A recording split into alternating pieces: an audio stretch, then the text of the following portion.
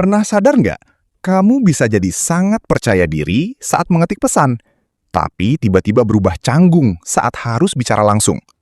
Kalau iya, mungkin yang berubah bukan keberanianmu, melainkan versi dirimu yang sedang muncul. Setiap hari, kita hidup di dua dunia. Dunia nyata dan dunia digital. Sekilas keduanya terlihat sama. Kamu tetap orang yang sama, tetap menggunakan nama yang sama, tetap memiliki wajah yang sama. Tapi cara kita berpikir dan berperilaku seringkali berbeda. Saat berbicara langsung, otak kita memproses begitu banyak hal sekaligus. Tatapan mata, ekspresi wajah, nada suara, jeda dalam percakapan. Semuanya diproses hampir dalam waktu yang bersamaan. Itulah sebabnya komunikasi tatap muka terasa lebih menegangkan, karena otak bekerja jauh lebih keras. Di dunia digital, sebagian tekanan itu menghilang. Tidak ada tatapan yang harus dihadapi saat itu juga. Tidak ada ekspresi yang harus langsung ditafsirkan.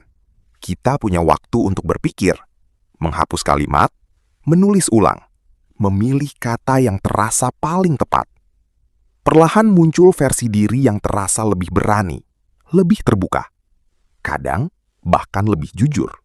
Menariknya, psikologi menyebut bahwa identitas manusia memang tidak selalu tampil dengan cara yang sama di setiap situasi.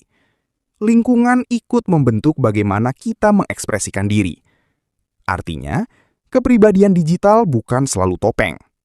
Kadang justru menjadi tempat munculnya sisi diri yang selama ini tersembunyi.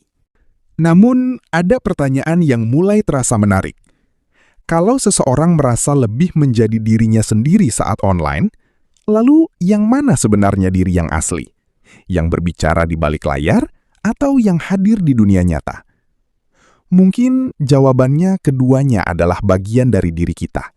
Yang satu lebih spontan, yang satu lebih berhati-hati, yang satu lebih berani, yang satu lebih dipengaruhi tekanan sosial.